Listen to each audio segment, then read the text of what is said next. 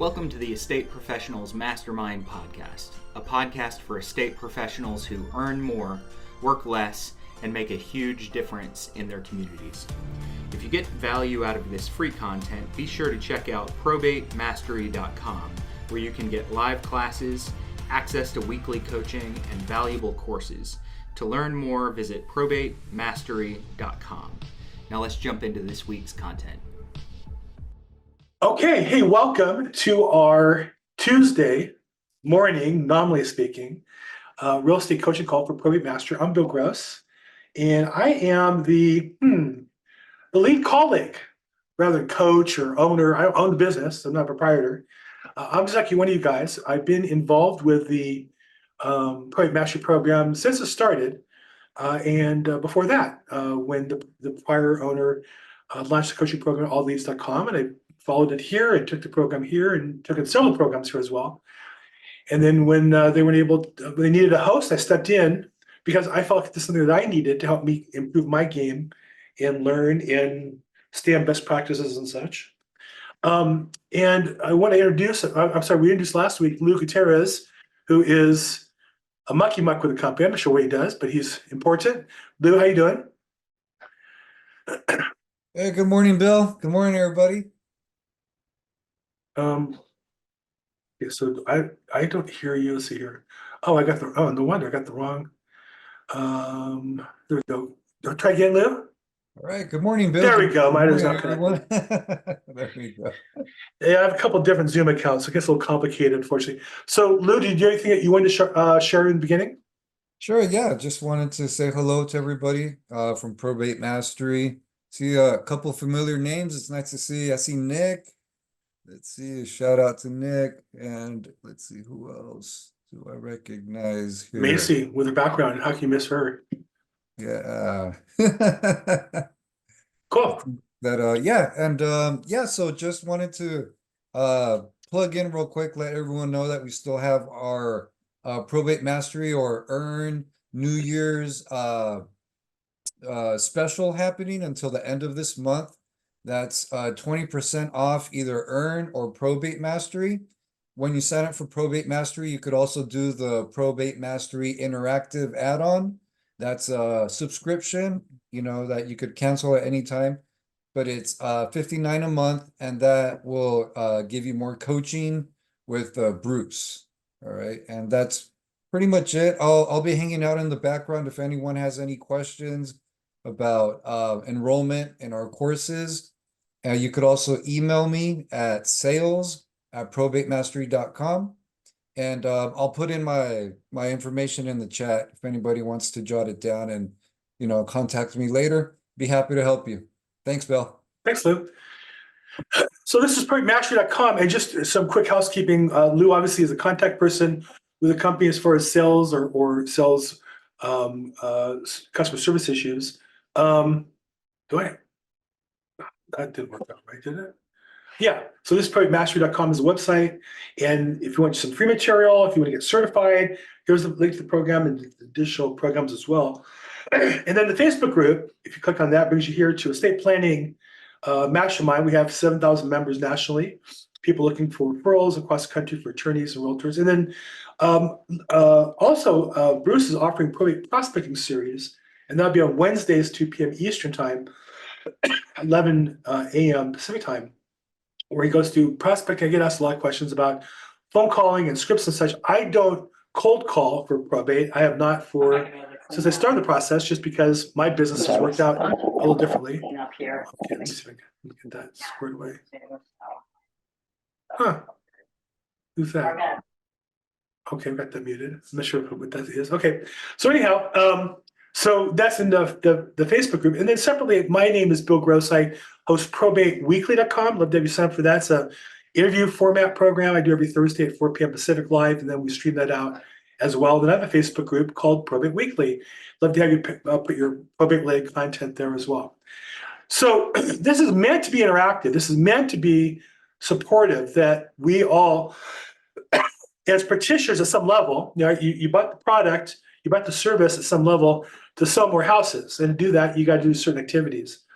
And, I might have started a little bit ahead of you, but we're on the same path, we're on the same road, and my job is to help you by sharing my experience, strength, and hope of what I'm doing. I want to share with you guys just one thought, because at the beginning of the year, I don't know about you, I feel, tell me if you agree with this, I see a lot of desperation in our industry right now. I don't feel it, but I feel it in my colleagues, I feel it in the agents I work with, I feel it in the calls. Is this true or not true? But true or not true? Hey, Bill, not true, you're making it up. What are you smoking? Or true? Yes. I think this is generally true of our society post-pandemic, and a lot of other things, not getting too political, but just anxiety and stress and tension and economic issues. And I think in particular in real estate, I see it. So because at the beginning of the year, there's a certain cyclicality to our business, tends to be a little less volume now, less competition. But at the same time, there's also a flurry of programs, a flurry of business plans, a flurry of new training. What I admire about Bruce in Probate Mastery is you'll notice the program he's offering is prospecting methods, the same fundamentals, right? If you follow any sports team, when they start the season, what do? They go back to the fundamentals. If you follow one of my favorite TV shows, Hard Knocks on HBO, where they have the preseason of the NFL football teams.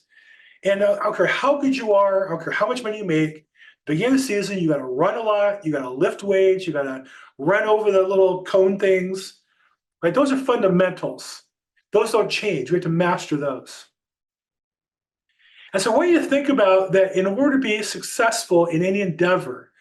Okay, so Will says transaction volume is so far down. I will say it's true overall. It's true in my market. It's not true for me. I'm busy.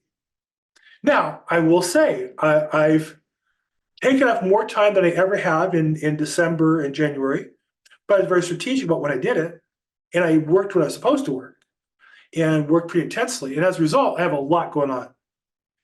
And so I want to give you guys something to think about as you are looking to restart, reinvigorate, get back on the track, get started in for the year, continue and grow, wherever you are in the process.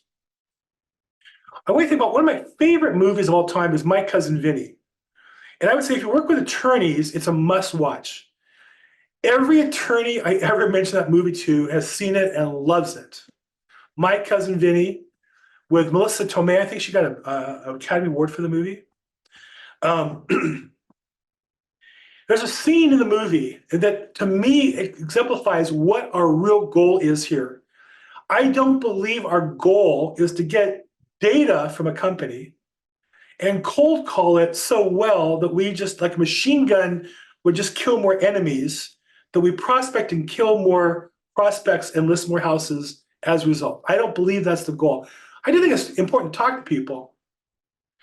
But in the movie, there's a scene. Now, I will say that I'm somewhat offended by the scene in that I'm very much sensitive to people who stutter. My best friend in high school was a stutterer. To his credit, he overcame it. We were in high school debate team together. And then in college, we both had scholarships to USC. He earned a scholarship, full scholarship to USC on debate team because he learned how to control his stuttering. An amazing, experience to watch that. So I'm a little sensitive. The movie kind of makes fun of a guy who stutters and whatever. But there's a scene where there's two attorneys, and they're both there's two different cousins who have to hire an attorney, and one decides to pick the cousin of these two cousins, and the other one decides to go with a local attorney. I think he was the what do you call the free one that they give you, public defender. So public defender initially sounds great. Unfortunately, in courtroom, he stutters. And again, I don't want to make fun of that. But it was clear that he wasn't, on top of the stuttering, he wasn't prepared. He asked questions he didn't know the answers to, classic mistakes attorneys make. And as a result, he looked really stupid. In fact, the stuttering had nothing to do with it. It would have been just as funny without, in my opinion, without the stuttering. But he obviously wasn't prepared. And then the other one was Vinny, the attorney the movie's about, who just tore apart the witness like that. Because he was prepared, he had the information, he knew what he was doing. And after this, at the end of the scene, the one cousin says to his attorney, the bad one, "You're fired." And he yells out loud to the judge, "I want him to represent me." And I've always said to myself, that's the experience I want my customers to have for me. I saw somebody who had in the chat, I don't remember if it was my Facebook group or the Probate Mastery's Facebook group, about somebody who lost out a deal where they offered a lot of services and this other person offered services in a different way. And I think sometimes we look for the right script and the right thing to say, or the right machine gun bullet to hit the enemy with, or machine gun bullet versus artillery shell versus, yeah, I don't know what, I didn't serve the military, so I'm making this all up as I go along here. But you get the point. What's the right weapon? Or being the right person. And I'll say to you that the advice I got, I say this all the time. I don't follow it my marriage. I'll admit this. When I got married, under the wedding canopy, my rabbi at the time gave me some great advice. I won't say I follow it, but I know I'm supposed to.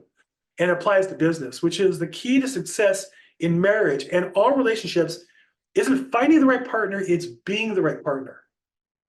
And so what I'm going to challenge you with is probate mastery, in my experience, the difference, the reason why I'm here and not the other ones. And I do, encourage people to buy data here, and there's other good products other people have. But in terms of the coaching, because in my experience, probate mastery is challenging you to be the real estate agent that families or attorneys or vendors need. And if you focus on being that person, I believe the right words will come to you. If you don't, if you think you're not the right person, but the script will magically get you there, I don't think it's the script. Now, I'm not knocking practicing the script, because you have to have a lot of conversations to get comfortable and get good at it. I've done that in my career. I'm sure you guys can tell. I can talk. You can wake me up at 3 a.m. I can talk for an hour about probate, right? So I don't need that practice today. But what I'll say to you is the focus as you go through these training programs, and I don't know about you, I'm just inundated with texts and emails about this training, that training, and some are good, and I refer them to people on my team and such. But they all come from you're inadequate, and we have a magic pill that if you swallow this, you'll magically get business. And I'm going to say to you, if you commit yourself this year to being the agent that families and attorneys and the vendors in your market, senior people, senior professionals, all that group, whatever it is that you're chasing after, luxury home buyers, luxury home sellers, whatever it is you're looking for, if you commit to being the person they want, then business comes to you in a much easier, natural way. And what I'll tell you is if you don't, if you think it's the magic pill, business is really tough. It's going to be a grind because you're never going to be enough. Nothing you ever do will be enough. And so I'm on this call as your colleague, maybe a little senior to some of you in terms of my time on this task, to say to you, you can do it. It's the harder path up front, but it's the best one in the long run, is learning and preparing and reading your documents and understanding your customers' needs rather than just going on to the next cold call, going on to the next appointment. That's my challenge for you guys today. Okay, I got my soapbox today. Sorry about that.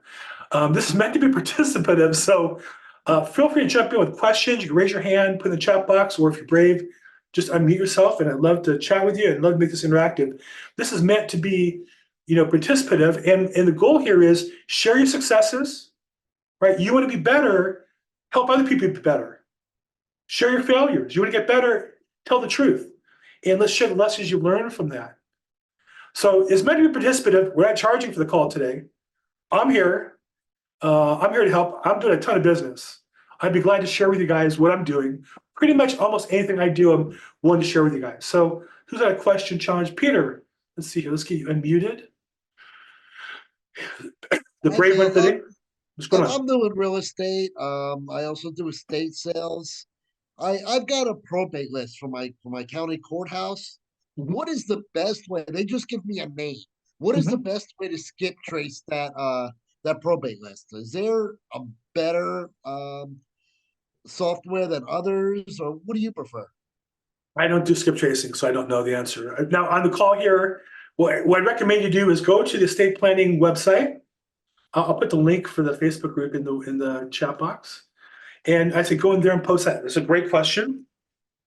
And if that's my Facebook group, and then here's the estate planning one that's affiliated with this group. So it's 2 Facebook groups, put the same post in both places. I'd love to see the answer. I don't skip trace because then the next question is, what are you gonna do with the information once you get it?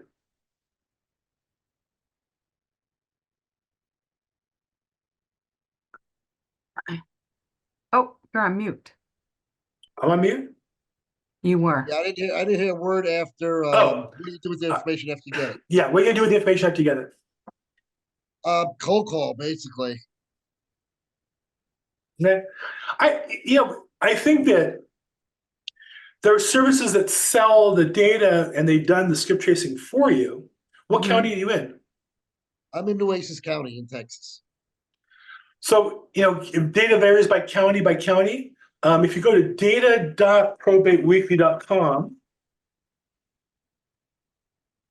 I have a list of the data sources I'm familiar with and with some notes on that. You're welcome to check those out. There's one that gives a 20% discount and a free book if you sign up. Um, so it might be cheaper just to buy the data pre-skip traced rather than taking the time and the money to get it skip traced.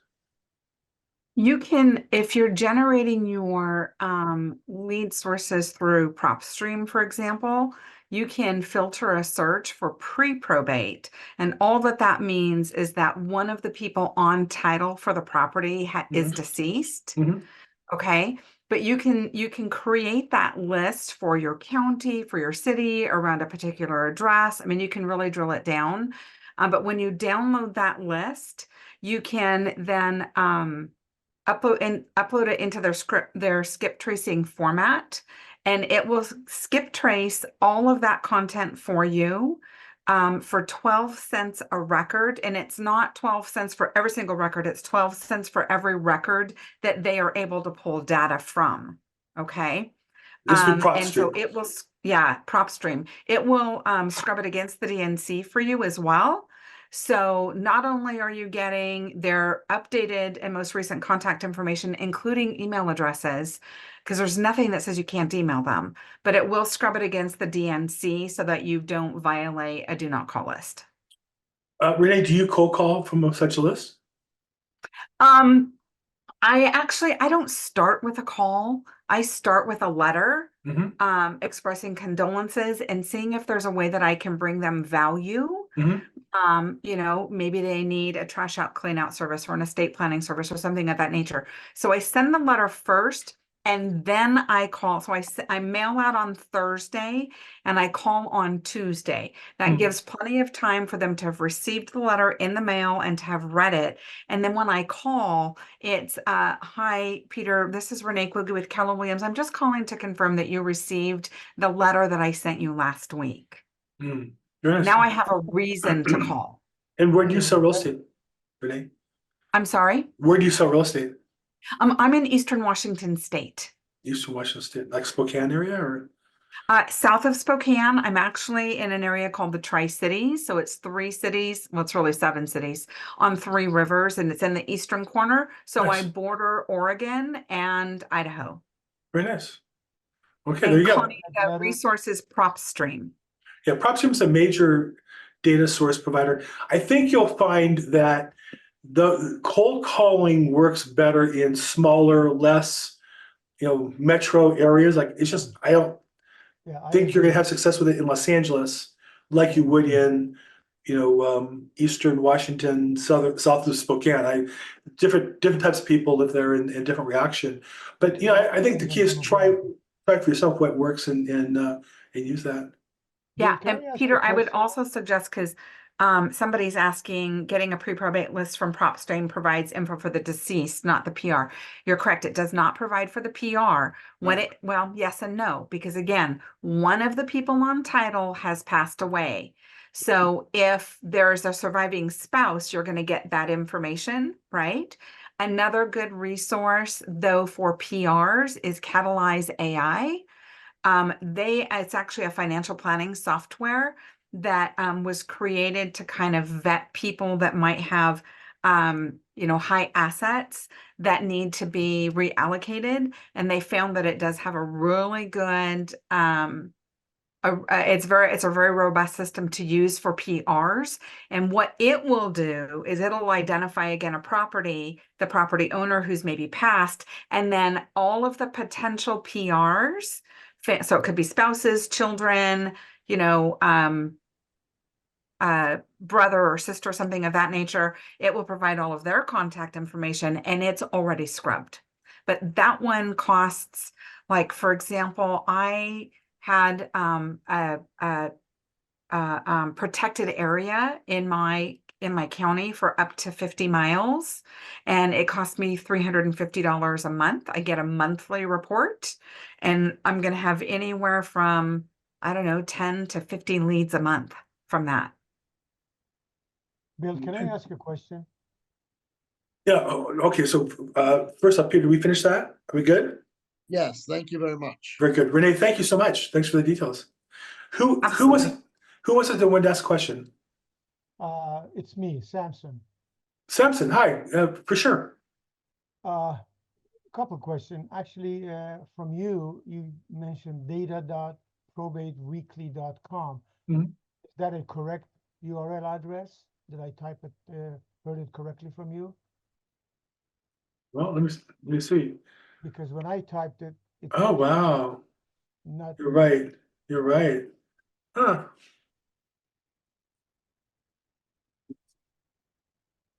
That's my website. It really just a place on my website that I put data. Go to my website is VLA. This is sad. This is I thought I did this right.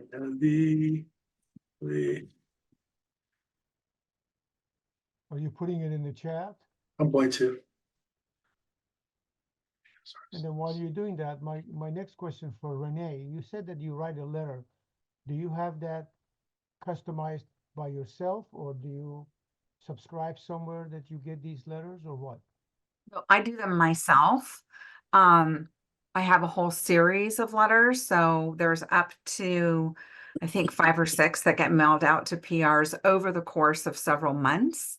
And I have value add documents that I include with it, like a probate timeline, an executor duties handout, inventory, you know, an asset inventory list. So there's several things that I send each time I send a letter. But it's about 4 or 5 letters in the series that go to the PRs. Would you mind if we can discuss this later? Not here, but perhaps. Sure, be happy to. Okay. Do you have an email by any chance? I'll put it in the chat. Okay, thank you.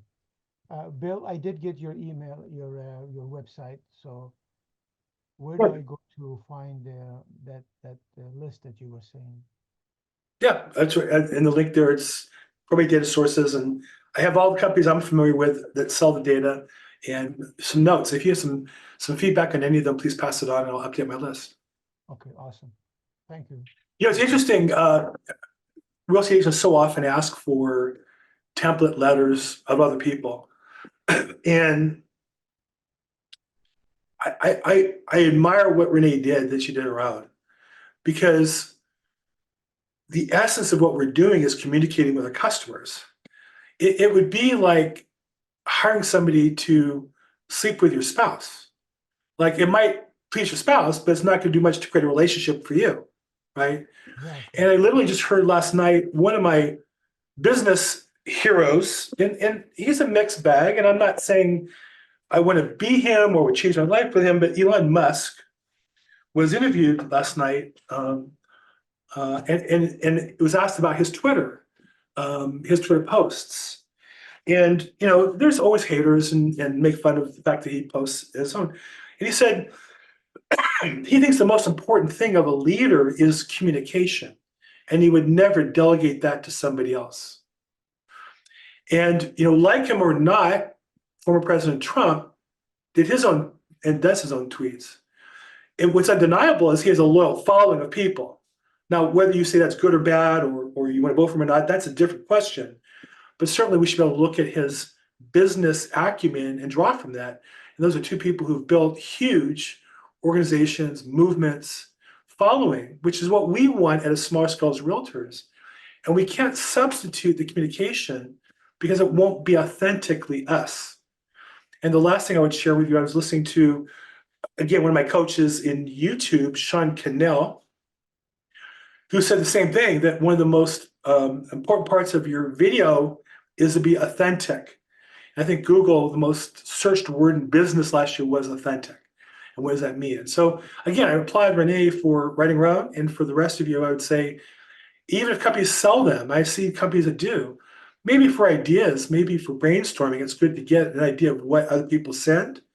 But the core of what you're sending is your communication with a customer. And if you send them a letter and then you later call and those two communications don't match up, it's inauthentic communication. It's going to hinder your ability to connect with them, in my humble opinion. And can I just piggyback on that, Bill, and say that, I reviewed letters from several different sources before I came up with my own. So there were maybe some components that I liked of one and some of another, but you're right. It had to be in my authentic voice so that they could hear my compassion and my empathy and my caring in the letter. Yep. In fact, I've had people say to me when I ask them, why did you choose to work with me when you have all these other realtors that were, approaching you? And every single time it's because as I read your letter, I felt that you really cared about me. Yeah, that's the core of it. And I know there are companies, and it used to be very popular the last couple of years, these complicated funnels. Somebody comes into your website and they get like a series of 5 emails and letters and texts and all this kind of stuff. And at the end of the day, it's a robot. And I always tell people, if robots could sell houses, Google and Amazon would sell all the houses. They're not. Why? Because they can't. Because customers want a human relationship if they can get it. Now, if they can't get it, they'll discount our commission and go to somebody else. But most customers want, 90% of customers today want a human reaction, a human relationship with somebody they can trust, that will help guide them through the process. And particularly in probate, where it's even more stressful. And if you're that person, then they're going to gravitate to you. And I don't think that anybody can create that for you. So thanks, Renae. Thanks for agreeing with me, Renae. I love when people agree with me. No, and you're welcome to disagree. This is the chance to do it. I don't know everything, and frankly, when you get started and you want to copy somebody, go for it. Get started. It's important to get something going, but then I think the goal would be to rewrite it and be more authentic. Okay, halfway point. Just a real quick recap on where we are and what we do. This is Probate Mastery's weekly real estate agent coaching call. We get together every Tuesday, 11 a.m. Pacific, 2 p.m. Eastern time, and it's recorded on YouTube. Probate Mastery is a program that has a whole world of content for those of you looking to build your business in real estate based on probate real estate. There's the basics and some good free material. To get certified, I think this is the most viable certification in that it's not just a certificate, but it's going to really teach you where to come from in building your business and creating value for your customers. I have, I think, 5 certificates, but I don't use any of them. I don't even use this one, to be honest. It's the material and education that I think that they do such a good job at. And then additional courses and bundles from time to time, including the prospecting program coming up on Wednesdays. And then the Facebook group, Estate Planning, Estate Professional Mastermind. A great place to ask more questions, continue the conversation. And here's Bruce making a silly face, promoting the Wednesday prospecting program, which is free. Notice it's free, $99. I'm Bill Gross, and I host Probate Weekly, probateweekly.com every Thursday at 4 p.m. Pacific time, and that's also live streamed and recorded. And I interview attorneys and professionals in the business as a way for me to build my business and to educate you and help you guys build your business as well. Okay, there we go. Questions, comments, victories. Who's got a victory? I'm like this close to signing a portfolio of probate property to be the biggest listing of my career, like that close. The next couple of days, really excited about it. Hey, Bill, I got a quick question. Sure. So I recently signed up for the group here for the Probate Mastery, and I'm going through the classes. I have been prospecting. I kind of did this backwards. I got some lists, started prospecting the lists. I came up with my own letter. And one of the things that I've run into is people with reverse mortgages. Mhm.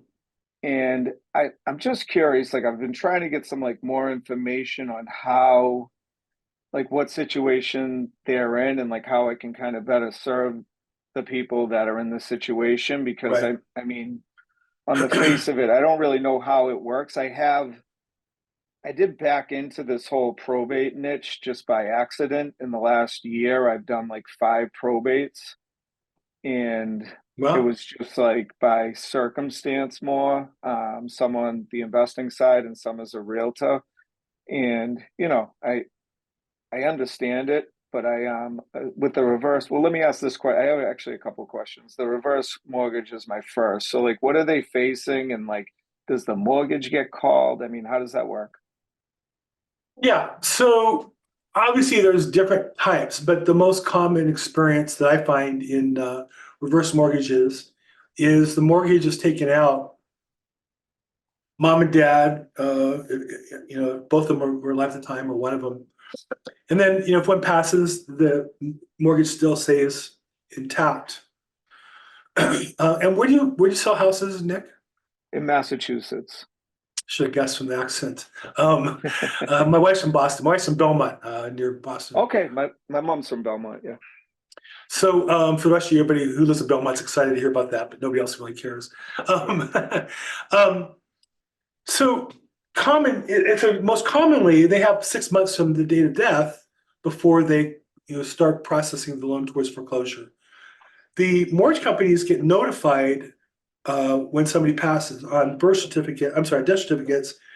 The originals have social security numbers, and there's a database that goes to, it's kind of creepy if you think about it, but there's a central database, and then banks have access to that. So now they know immediately chose to close bank accounts. So oftentimes you'll find somebody has a joint bank account with the decedent. Oh, no problem, we have a joint bank account. But if the bank finds out the joint account, they'll just close the account and then let you sort out whose money it is later.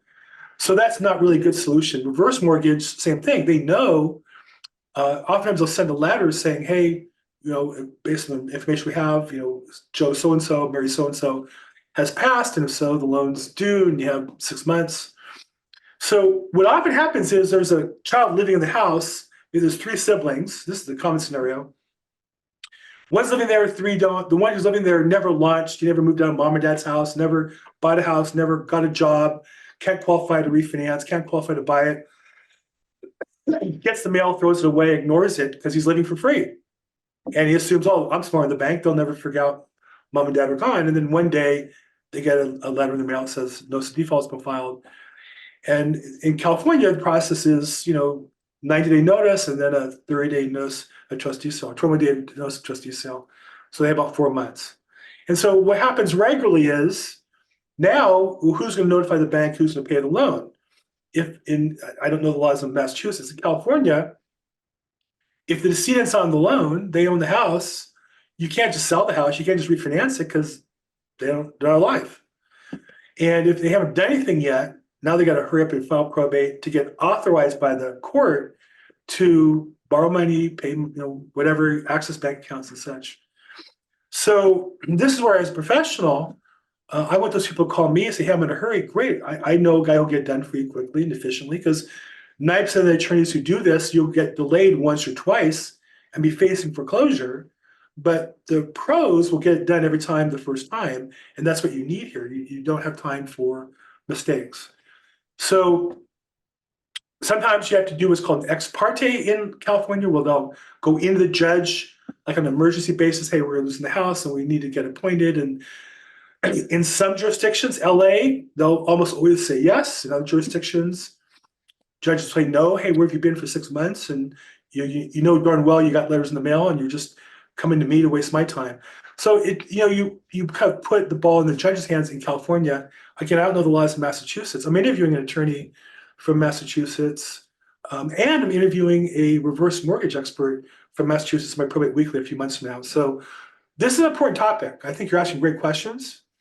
What I would encourage you to do is to reach out to reverse mortgage experts in your area that you might refer business to, and ask them those questions, and the probate attorneys that you work with, and ask them those questions, because that's what the difference is on being the right partner versus finding the right business. If you know the answer to those questions in your jurisdiction, then of course they're going to call you with problems. If you know how to get the probate done quickly, the reverse mortgage guy doesn't want to lose the customer. The attorney doesn't want to waste time and money. They're going to call you. So this is the opportunity that you have. These problems are our opportunities. And this is what we get paid to solve.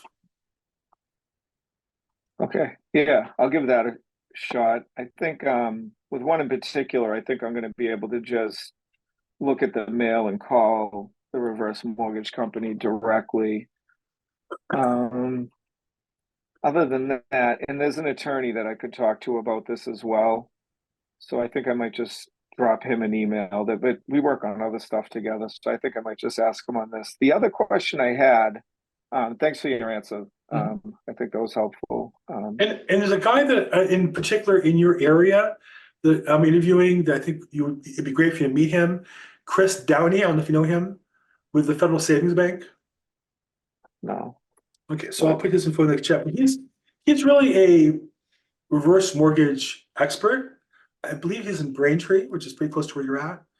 Yeah. And my guess he'd also be a good source for you of potential referrals or overlap as far as that goes. So I'll put it in the chat box. But I'm interviewing him on my program. Do we set a date yet? February 2nd, February 1st. Okay. And then the other question I did have was, so I'm going through the course material, and it's talking about going to the probate court. I've watched some of your material where you're talking about going to the court. So one of the things that I was thinking about doing was going to the court and just trying to figure out how I would help someone, just to get my hands really around the whole process. That because what I have, the attorneys have really dealt with the whole situation. I mean, I helped them market the house, sell the house. I knew we had to go through probate. In one situation it had to be posted, and and I just sat there and waited, then bought the house. But the attorneys, I was in the loop on the emails, but didn't really have my hands around the process completely. Like as far as the vendor list, I really have that. That's another advantage I feel like I have, because I kind of have that set up from doing flip projects. So I have a lot of people that can do clean outs, contractors, all that kind of thing. But the process itself and really being well versed on like having the appropriate vernacular to talk about what they're dealing with, I don't really feel like I'm well versed on. So the going to the probate court made sense to me, and trying to figure out each step, especially specific to the counties I'm going to be working in. So what I was going to do was go to the probate court and just ask them, how do I go step by step if I was going to help somebody complete a sale pro se? Do you think that we get? Well, here's what I'll say. First off, I don't know the answer in your jurisdiction. Here's what I do know in LA. You're going to waste your time asking for that help, and you'll discover that. You'll go up to the counter with a bulletproof glass, and you'll have the rude government employee, and there's probably 2 or 3 there, and they're chit-chatting away, and you walk up, and they'll chit-chat for 2 more minutes, ignoring you, and then you'll ask a nice question. You're a nice guy. You ask politely. We only help with that. You need to do it on your own and check the internet. For the most part, I live in Los Angeles. With bureaucrats. Well, I live in Los Angeles, so every place has its culture. Whereas I've talked to people on this call and my other calls who go to their county, and the clerk is very helpful. Courtney, Rollins comes to my call. He's out of Virginia. I want to say Virginia Beach, but I don't think that's right. North Carolina. And he went to his local court, and the clerk, no, he's a really good-looking guy and a very nice guy, and the clerk just couldn't do enough for him. It became his best friend, started referring him business. So I would say that's for you to find out either way, right? And that way, when you talk to a customer, you can say, don't waste your time. I went there to the Boston County, and it was a waste of time. Or you can say, they're really helpful. Here's what I learned.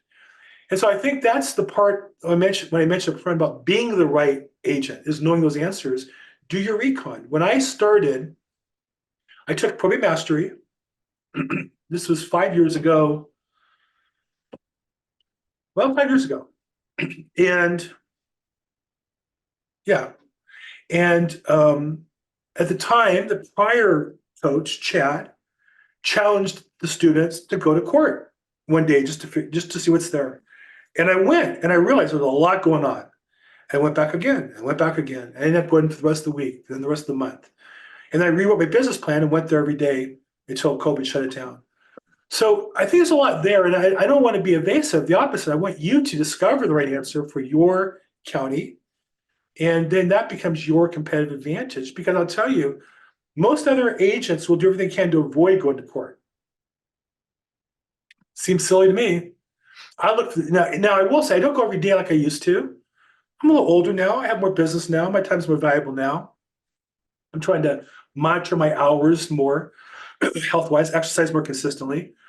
But when I do have investors bidding on property, even though I could go in via online, I use that as an opportunity to go to court, because those are high value opportunities to meet attorneys, see the judge, have the judge see me.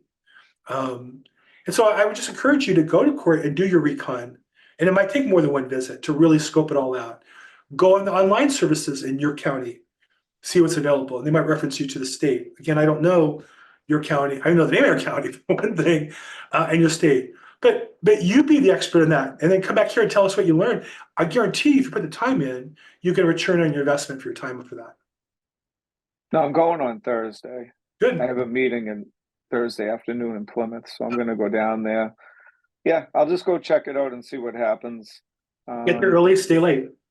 Yeah, I've had some experience going there. Just I had to get like a divorce decree from the probate for a closing. So I've gone down there. They've been okay. I mean, you got to go through security to get in, that kind of thing. Which I'm in LA. That's great, right? At least I know everybody in the building. Nobody has a gun other than the sheriff. So for me, I'm a little nervous going downtown LA. But when I go to the courthouse, once I get through the metal detectors, I'm safe. It's air conditioned. They have great Wi-Fi, and there's a Starbucks. Perfect for me. No Starbucks here. Okay, well, remember that. Okay, well, there's got to be coffee somewhere. I can't believe there's a courthouse without good coffee. It's just attorneys aren't going to put up with that. I don't see that happen. And judges are not going to put up with that. So maybe you need to find where the coffee shop is. Yeah, I'll give it a shot though, and I'll see how it goes. But thanks, I appreciate your time. Sure, thanks. Right, Let me see. Go back. Renae suggests Heckams is another option. I think his question was more about people where he had a loan and passed. Okay. Yeah, but if you're doing any work with, what I have found, if I'm doing work with probate people and there's a reverse mortgage in place, a lot of times just educating the PR just for their own information, about if they're thinking about reverse mortgages for themselves, just letting them know about the HECM is great, because it is an FHA backed product, so it cannot be foreclosed on. Where with the traditional reverse mortgages, if that equity to debt ratio is out of whack, they can foreclose on it. Okay. Sara says, I'm talking to someone that's having a hard time with a relative that's delaying the selling of the house. This sounds like my world, Sara. We can't move forward because they feel the relative is blocking any progress. What can I do to help them? I don't know if you want to jump in here and I can ask you some questions live. But I don't know which scenario yours is. There's a number of scenarios. Sometimes there's just one sibling who just doesn't want to sell the house because they're living there for free. Another one is they just hate each other and enjoy torching each other through the legal process.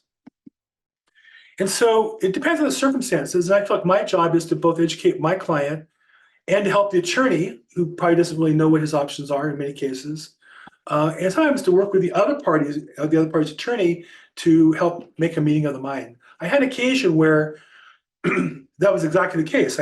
We had the brother who kept undermining the sale, and I said, well, let's get a contract, and then we'll send. In California, you have a form called Notice of Proposed Action.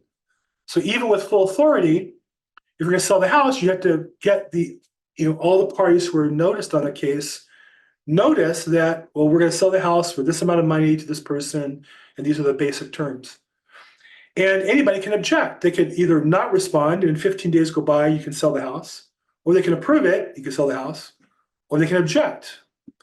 And the only real solution if they object is either get them to take back the objection, or you can go to court and have the court confirm the sale, which costs money and time. And so what I did was, we knew he would object, and I just took the numbers that we had and calculated the attorney fee, the filing fee, the publication fee, that reselling the house, the buyer's going to back out. We have to resell the house. I estimated for 3% loss. It would take us at least 2 months, calculate the lost money there, the insurance, the taxes. I gave a spreadsheet with all the costs and said, here's how much we're going to lose by going through this process. At the end of the day, the house would be sold either way. But here's the key thing in California law. If the objector is objected to the sale wrongly without basis, then that extra money comes out of their side of the heirship, of the inheritance. And so I calculated there's a cost this guy, I don't remember the exact amount, $30,000, $40,000. And I worked it out. I sent to the attorney, I walked the attorney through it. He sent to the client, and they got the customer to approve, or the other heir to approve the notice of proposed action. And that's where knowing the process is valuable. And I didn't get it by making extra phone calls. I didn't get it by sending extra mailers. I got it by taking a lead that can be challenging and working through it. And I'll say, Sara, I don't know your case. I'm glad to talk to you about it. But once you work through one, you can do a second or a third or a fourth. And that's the goal, is to be the person that solves those problems. Hope that helps a little bit.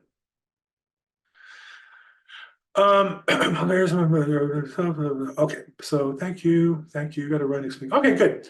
Any other questions? We're kind of coming up towards the end of the hour. I don't see other hands up. Renae has to run. Renae, nice meeting you. Macy, where are your glasses? I felt cheated. There you go. Okay. Really, I look forward to coming here and seeing your glasses. Any other questions, challenges, victories you guys want to report? Bill, I have a very elementary and perhaps even stupid question. And so please, no one laugh at me. No stupid questions here. I'm kind of new to this probate business, but then I've always told that when people do not have trust estate or a trust in a way, they end up with probate. And then once someone dies and they want to go to court, the minute they go to court, they have to cough up what, 20, 30K even before they start the probate. Is that true? And Samson, where do you sell real estate? In Northern California. So in California. So if you don't have a trust, if somebody dies and has interest in real property over a certain amount, the only way to transfer title, which would be to sell it or to refinance it in somebody else's name, is to change title. The court has to do that through probate. That's the process that the California law has created to do that. If you have a trust, technically, the owner hasn't died because the trust owns the property, not the decedent. And the trust says, oh, when Joe, the decedent, passes, it goes to Mary or Bob, or Sally decides what happens. So because the property is deeded in the name of the trust or like a corporation, the trust determines what happens. That is how you can most likely avoid probate. Now, trusts don't always avoid probate because oftentimes you have a lot of money, people are going to sue. And so it's a misnomer that just because you have a trust, you won't get sued. But it certainly it lowers the odds tremendously. And if you move properly, you can get things done quickly and typically avoid lawsuits. Now, how much money does it cost? Well, you have your county filing fee of the basic form, though some counties will waive it. LA waives it because we just give everything to everybody for free. Some counties do, some counties don't. You need to file a publication of intent to probate, and in LA County that can cost $300-400 depending on where you live. And then the question is, who's going to do it? You can do it yourself, or you can hire somebody. If you hire somebody, an attorney, The attorney may require money up front, may not.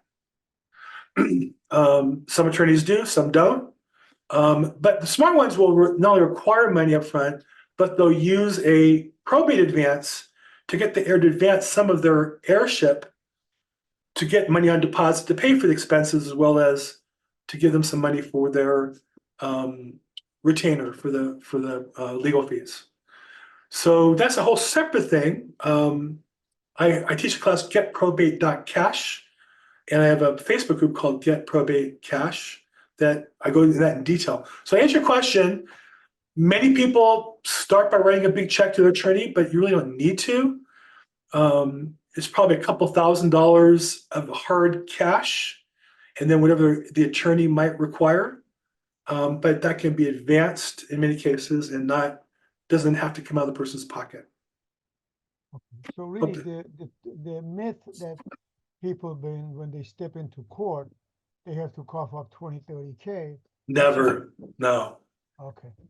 Unless there's litigation, somebody suing somebody for something, that's a different story. But basic probate, no. Thank you, Bill. I appreciate it. My pleasure. Okay. I'm going to join your program. Thank you. Matthew Neal says, questions they were asked, when you went to Courthouse the first time, do you have an agenda or some activities that you want to accomplish? Or what agenda activities would you recommend when going to the courthouse the first time? So Matthew, I always use a lot of military metaphors. I never served. I admire those who did and thank those who did. But I went on a recon mission. I wanted to learn what was there. What are all the resources available? And so I learned in LA County where the apartments were, which floors they're located on, when they held court, what type of court hearings they held at different times of day, where the probate courtroom was in LA County, it's on the 4th floor, where the coffee shop was, 2nd floor, Starbucks outside, 10th floor on top.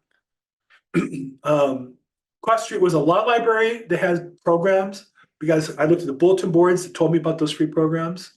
So I really just did a recon mission and kind of noticed that when court started at 8:30, there were people there early. And then the court typically didn't start until 9, meaning everybody's milling outside the courtroom. And then eventually the bailiff would open the door and they'll finally in around 9 o'clock. So I found that from 8:15 to 9 was pretty much prime time to meet attorneys or petitioners or whoever in the courthouse. That's what I learned. And so I put all that together and started gathering information. And then once I did that for a week, I went back, wrote a business plan, and implemented that based on what I saw. Hope that helps. But again, I think you all are in different counties. You should go and do recon on your county and know the resources available in your county, because that's the opportunity that the other people don't know. Okay, we're up at the end of the hour. Any last questions, comments, victories?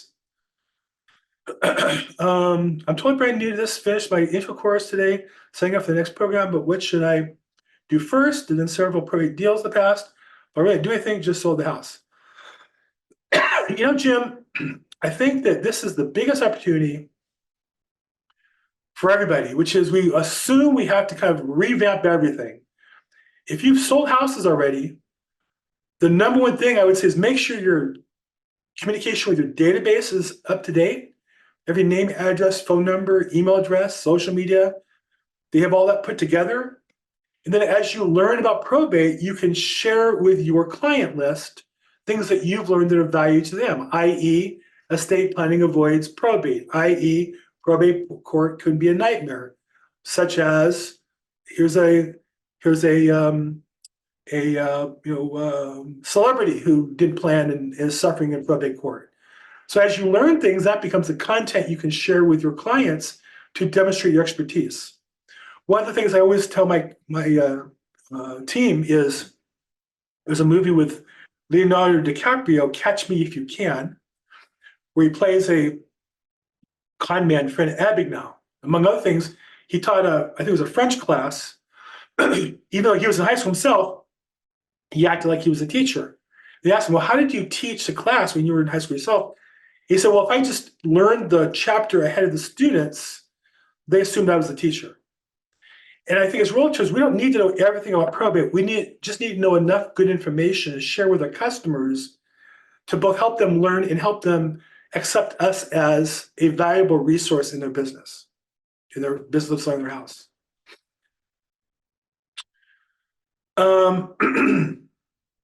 If somebody passes away without a will, who's entitled to get an affidavit of heirship? Robert asks. Robert, I don't know the law in your state. And in California, we don't really use an affidavit of heirship. So if there's no will, somebody who dies intestate is the word, then most states have rules on how the estate is divided up. Basically, everything goes to a spouse. If there's no spouse, then the kids split equally. If there's two kids and the third kid passed and has children, that third kid's share gets split equally amongst the remaining children. So usually that's spelled out in state law. And I would recommend you go and look at your probate code. I actually bought, if you look right here, that blue book is the probate code in California. I actually bought it and read it. I'm not an attorney, it's all written in English. Couldn't recommend it enough. Okay, I think that's a wrap for today.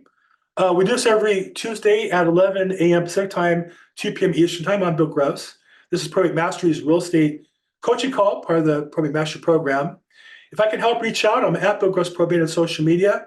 I also host probateweekly.com every Thursday at 4 o'clock. It's an interview program where you can see my YouTube channel at Bill Gross Probate is my YouTube channel. Hope to see you guys there. Thank you, everybody. Have a great week.